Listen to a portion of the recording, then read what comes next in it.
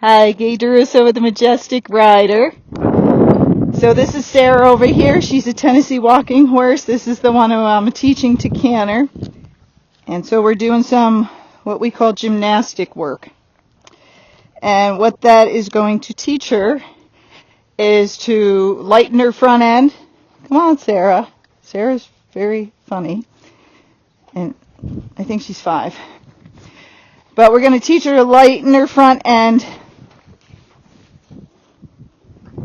rock back on her hocks, so she'll learn in time how to get more of that rocking horse canter. So I'm going to use these 3 poles. If you look back at many of my poles or canter videos, you'll see poles in them. So I'm going to show you what a stride is. So the horse is supposed to jump in, jump out, jump in, jump out. Okay, so you get this motion going back and forth. So you kind of have to figure out your horse. Some horses need the poles farther apart, some need them closer together. So you measure it, then you put them through it, and you see what happens. If they go through it perfectly, you know you did a great job. So 1, 2, 3. Okay, I'm 5'5". I have long legs. I have a 34 inseam, if that helps you at all. So here we go. 1, 2, 3. Okay. So that's the stride. So again, if you have a horse with a bigger stride, and we'll see how Sara does. This is the first time we've done this with her. I've done poles, but not this gymnastic setup. You know, if she can't get in and out of there, then I know I have to lengthen it. If she's leaping to get out of there and almost falling down, then I know I have them too far apart. So I'm also trying to teach her the word canter, so when I'm up on her back, she's able to associate that word canter means to do this movement for me. She can canter loose, she can canter some on the lunge line, and now what I want her to do is canter, and then canter in a circle, because the circles will help them learn to balance themselves. Lots of times people will say, well, just run them up the hill and they'll canter. Yeah, they will if you get after them enough. But if you got one of the pacey ones or very lateral ones, they might cross canter. And until they understand which legs to use where, they might cross canter forever, because the lateral horses, that's more comfortable for them. To actually be on the correct lead behind is more uncomfortable for them. So anytime they lose their balance, they're unsure or scared, many of them will cross canter. So we want her to canter with the correct lead in the front and the correct lead in the back. So the cross canter, she's helping us out, is again when they canter on the wrong lead behind. Go out, Sara. So first, the horse has to know how to lunge. Then you have to be able to steer the horse at things on the lunge line. So canter. Good girl. Now she's cross cantering right now. Easy. Good girl. Canter. Good girl. Now she's on the correct lead. Now she's just pacing. Okay? Canter. This is what happens. They have some good ones. She's cross-cantering behind. Now she got the correct lead in the front and behind. So until they figure it out, canter. So wrong lead in the front and the back. If you don't know leads, you got to figure out your leads before you can teach a horse to canter if you're going to do it right. Canter. Good girl. Whoa, whoa, whoa. So you could stop, give them a treat when they do the right thing. I don't want her to come in because it'll be harder to get her out. Or just give them some rest. Don't stare at them. Staring is not a rest for the horse. I always tell people it's like the stalker in the bar staring at you. It's kind of creepy. So I know they're pretty, but don't stare at them. Look away, breathe, relax your body, make a C with your body. That way they're relaxed, you're relaxed, okay?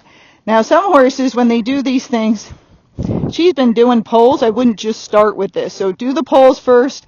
Have them walk or gait over them or pace over them. And again, if you have a pacey one, it'll help you to trot. This is a harder exercise, so it's all in steps. So I showed her what poles were. We've been working over them to help her learn how to be more sure-footed, because she was a little clumsy with her feet, at least over the poles in here. She might be fine on the trail, but she was clumsy in here. So she's gotten much better. I've had her canter in some cross rails in here, and now I have these in a row. And you see how they work. She canters pretty well, and then she falls apart out there, okay? In time, if your horse was falling apart but doing well here, you could put poles all over, spacing them apart like I showed you. but don't do that to start. It's way too many and it scares you. So these poles and things, it's kind of like if you think about the football players when they're going through the tires and they're putting their feet through the tires like that. It makes them more agile, athletic, quicker with their feet, and so it helps them to be able to outmaneuver people. But they didn't start out with 20 tires. They start out with like 2 when they're a kid. Then they go to 4 when they can do that. When they can do that, that's 6, 8, and on up. So you always start slow and then add as you're going. Okay, out. She's like, what? I thought I had a break. Easy. She gets a little anxiety. Canter. Now that was my fault because I didn't really steer her there, but she jumped it very well. Jumping will help her canter. Canter. And she's distracted over there, so she's not turning very well. Now she's pacing. This is all normal in the beginning. Canter. Good girl. So she's getting the word down, but she cross-cantered. She's watching Otis over there. Canter. Good girl. So that was good, but you see every time she gets over there, her head's going the other way. So she's not paying a lot of attention. Canter. There I leaned back to try to help her to turn. She saw me move, and she's like, what are you doing? What, am I supposed to do the same thing here? So, okay. Canter. She cross-cantered there. So you're trying, good girl. You're trying not to stop when they cross-canter. Otherwise, they think that's correct. Canter. So she's cross-cantering. Now she's cantering correctly, but it's a half canter. She's kind of pacing, so I like to call that a canter. Canter. Still not good, so we just keep going.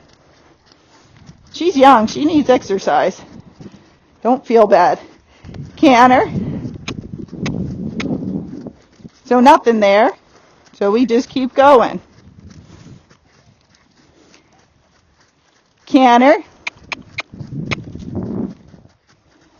So still not it right.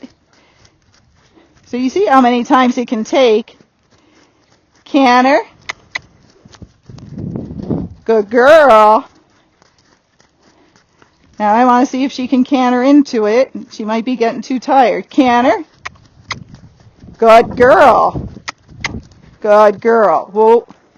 So part of the thing when you're teaching them to canter, especially the lateral ones or the ones that pace or just gait, it's very hard for them. It's a total different way to coordinate their legs. They're not used to it, and so they scramble. It always doesn't number on the microphone. So I'm going to face this way so the wind doesn't block my voice. But so they scramble and they panic. And they're going to scramble and panic more with you on their back because they're going to feel like they're going to fall down. So it's much better to start it on the ground, get them pretty well balanced, and although you see them canter well on the ground, once you get up there, it's not going to be good.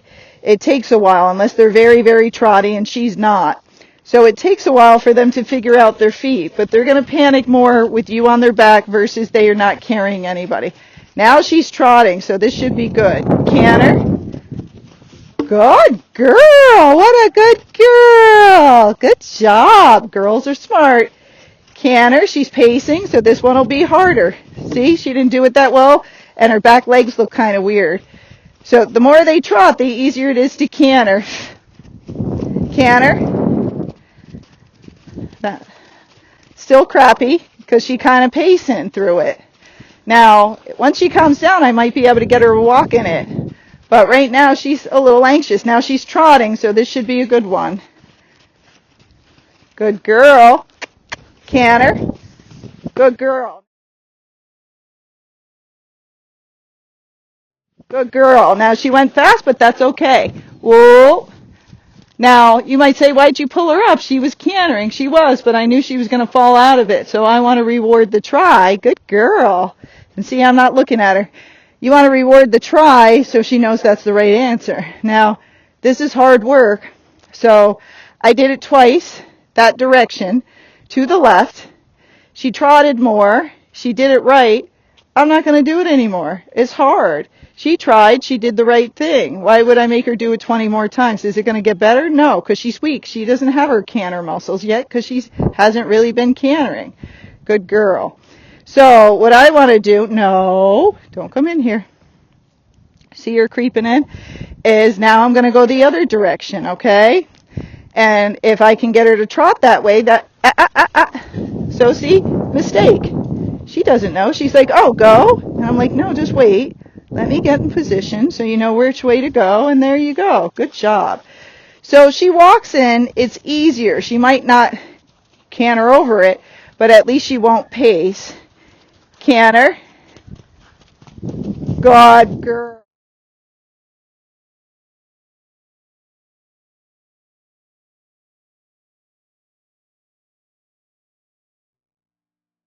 God, girl. Whoa. Now, could I go again? I sure could. Could she do it again? I don't know. So if I do it again, she didn't canter well, I might have to do this 20 more times and fight with her. When you're teaching, the best thing to do is they do it once and they do it well. They tried their hardest, and that's probably the best you're going to get. You go 4 or 5 more times, it's going to go downhill really quickly because they're tired. And they're like, I tried so hard for that good one. Why'd you make me do it again? So that was perfect. Good girl. We got to fly spray you. The flies are attacking us here. So I'm not going to do any more.